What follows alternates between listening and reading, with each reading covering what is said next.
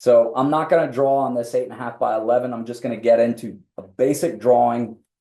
So I'm just going to go to Control N, which is my new PowerPoint. All right, so we're going to delete out this box. And then the next thing that you have to think of is, are you going digital with this or are you printing this? If you are printing, don't waste ink. Keep it black and white because you're going to end up running up a hell of a printer bill at that time if you start going color. So if you go black and white, get it set up to where that's the only thing that you're working. But if you're going to go digital, really try and do a good job of figuring out what your color customization would be. For me and what I've just seen over the years, everybody typically color codes based off of personnel. So find what receivers, what color are they always going to be, whether it's your playbook, whether it's a scout card, have a standardized look to it. So for me, receivers are red, tight ends are blue, backs are green or yellow, depending on where I'm at. So you have a standard of what that looks like. And then the next part would be, what do you want your routes or your blocks to look like? Do they match the color of the player? Or are all my routes black and then I've got a hot route that the quarterback is reading and that route is actually red? Find a way to standardize what you want that to look like. So no matter what your drawing is, your kids are always fully in understanding of what it is and what everything means. But you've got your own system. You've got everything that you want to be able to do. So what we're going to do is I'm just going to start dropping in different player icons to build out my own shape library. So we're always going to start with a center. I'm going to go up here to shapes. We're going to grab our rectangle. And then the next thing is, are you a circles coach or are you an ovals coach? I'm not going to judge whatever you do. Everybody's got their own style and look to it, but you want everybody to really be the same size. So if you're going with ovals, make your center be wider than he is taller. And then after you've drawn that center, you'll see up here, it already locks into shape format. If you want, you can make it, 4 by 5, 3 by 5, whatever it is, but find what it is that you want, but always use the height and the width up here at the start to standardize that. It just makes it easier and it's just a little bit more clear and concise. So now I know that I'm going 4 by 5. Well, I'm going to get into Format Painter here. So I want the shape fill to be white.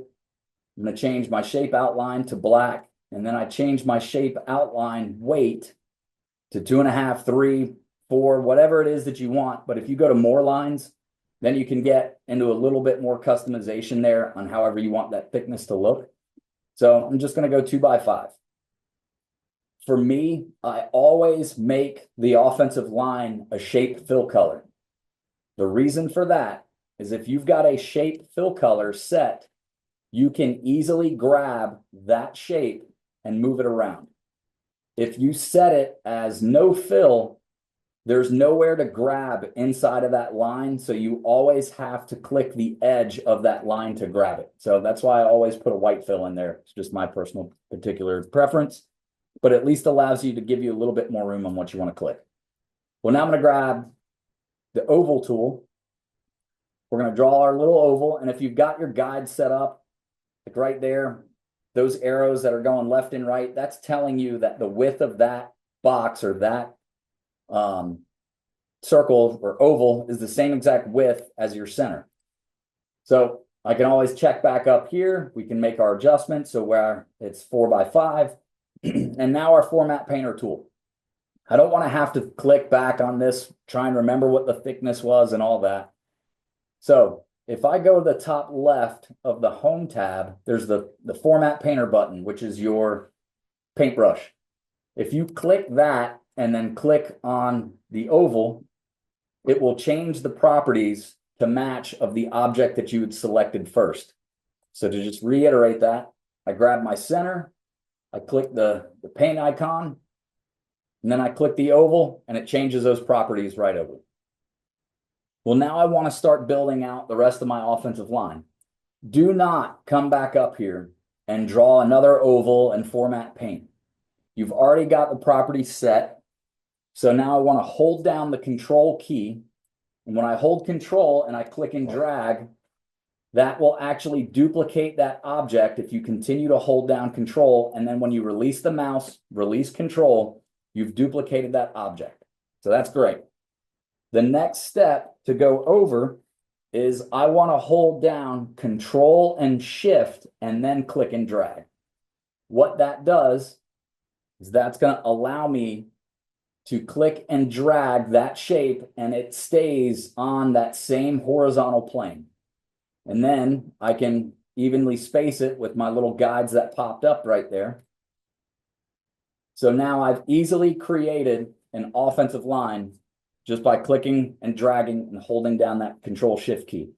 This is great when you start dropping in defenders because now I can get my entire defensive line on the same exact plane. And you've easily just taken that and dropped it in. If you want to adjust the spacing, what I love is the distribute horizontal and distribute vertical buttons. So what those are going to do is I've got 5 offensive linemen here. Well, let's say I wanted to tighten this down. So I want to space the guards and the center to be distributed evenly across the middle of all these objects. So what you'll do is highlight everybody. A couple things you can do is go to Arrange, Align, and Distribute horizontally. Or if you build it on your quick access toolbar, for me, I just go to Alt-6, and now that is going to distribute those shapes evenly across the board right there. So with that ease, I've been able to create my 5 offensive linemen. And then if you group them together, well, now you've got them set in a different wherever you want. So to ungroup those, Control Shift G in PowerPoint. I get my Visio and PowerPoint shortcuts mixed up a good bit. So Control Shift G will ungroup it. So now I want to create my X receiver. So I'm going to hold down Control Shift, click and drag, take him out there. I grab my Z, slide him out there. We're going to take this guy. He's my tight end. Grab this guy. He's going to be in the gun.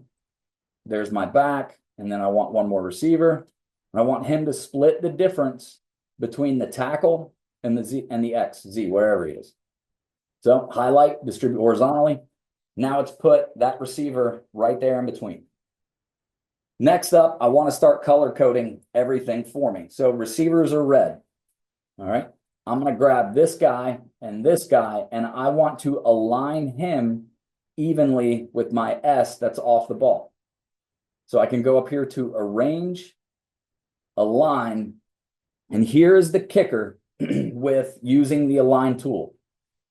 If you choose one object, it's going to allow you to align that object with the slide.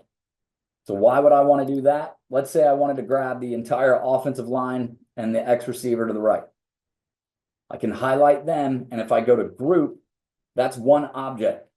So now I can go to Arrange, Align, and if I choose Center, it puts them in the center of the page, which you can see right there. That's what it does. So I'm going to go Control Z, and this time I'm going to go to Arrange, Align, and choose Middle. This now put all of them in the middle of my page. And that's really the middle of my page for my starting point for my offense. So you start to kind of figure out how you want your drawings to look and format and fit and feel. So essentially, if I group everybody together, I can go to Arrange, Align, and I'm hitting the A key on my keyboard. So if you ever see an underlined letter, that's the shortcut when you get into a menu. So now I can choose Align Center, Arrange, Align Middle. So now I've put that formation in the middle. So I'll ungroup it. And now let's say I want to take this Z receiver, which I'll change my font here in just a second.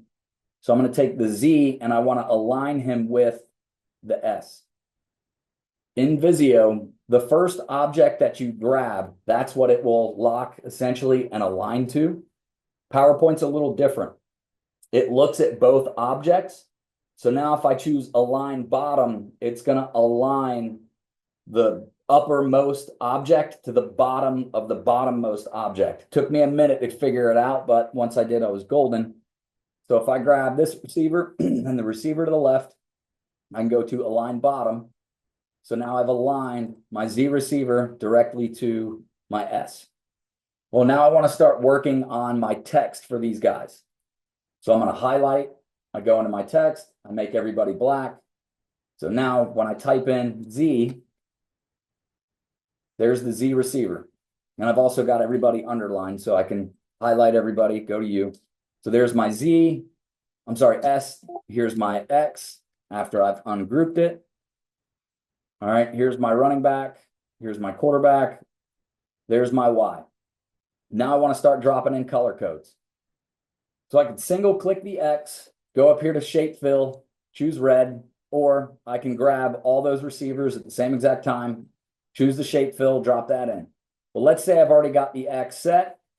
Now I could just go up here to my format painter tool and click the S, and that will take that. Your shortcut for format painter, it's not the specific format painter button. What you're able to do is copy the properties and paste it. Everybody knows, well, I won't say that. Most people know to copy, it's Control C. To paste is Control V. If I go Control Shift and C, that will copy that property. Now I can click the Z, Control Shift V, and that will paste that property right there. So once you figure out those shortcuts, that's really what helps you kind of speed things up. So we'll go back to yellow. So there's my offense, all 22 set up. So now I want to start adding a defense. So I'm just going to take these guys, and let's say I wanted to slide this down. Well, same thing that we did before. If you hold down the Shift key instead of Control, now you can slide that down and it will go down that vertical plane. If I go left to right, it will keep it on the same horizontal plane. So that Shift, Control, clicking and dragging is a major, major win. Now let's start talking defensive text boxes. So I'm going to insert a text box. All right, so I always start with the R, which is my rush, which is my strong side defensive end. So I'm going to zoom in right here. Coach Robinson gave me a great nugget today, and one of the things he wanted to talk about was understanding how to click and move text. So you have to think of this text box as an object. If I click on the R and I try and move him, he's not going to go anywhere. You have to physically grab the actual outline of that object to then click, drag, and move it. Well, how do I standardize my look to where everything looks the same and it's a uniform shape type of deal? So what you'll do is you'll click on the edge of the object, right click, and go down to Format Shape. Hidden over here is text options, and then it's this little guy right here, the specific text box. When you grab that, set your vertical alignment to middle and set the text direction, obviously it's horizontal. But what I love to do is change my left margin to 0, right margin to 0, top and bottoms also go. I do not want to wrap the text in the shape. So I can uncheck that. And then I do not want to auto fit. The reason I don't want to auto fit is, let's say I get this text box, and here's another shortcut. Control Shift period will increase that text. Control Shift comma will decrease that text. If that's the only thing you learned tonight, I hope that helps. So I get my rush. I'm going to set them out. I've got this exactly where I want, and then I put that guy right here in the middle to center that content.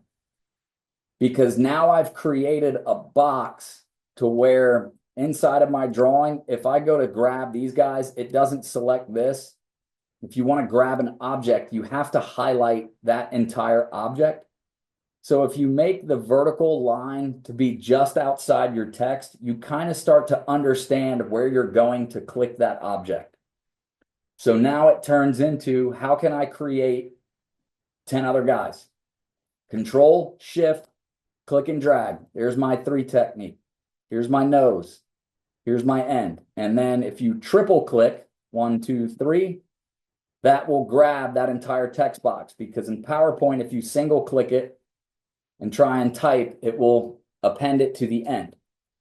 It always gets me every time, so I just triple click it to grab that. So now I've got these guys. I'm going to hold down Control, take this. So now I've got my Will, my Mike, my Sam, my corner. So he's going to slide out here because I've already drawn him once. Control, click, Shift, and drag, bring that over. And now you've got to make a decision for your free safety, strong safeties. You could use F, you could use S, you could use the nickel money symbol, whatever it is that you want. But I try to give myself just a little bit more of a hair right there on the outside for my safeties. So that way I know exactly where to click them. So there's my strong safety. And then the last thing I do, I figure out what font that I want to use. Right now on Aptos, if I go Times New Roman, it changes it, gives you that old school classic feel to it. Control B to bold it. My fat fingers hit N. That's why I dropped that in. So there's my all 22 setup. I've got that locked, loaded, and that's basically what I would use to really start to draw everything from scratch. And that's the PowerPoint that I slide over to the right side of my screen. So I come in here, I go to, this is my all 22 slide.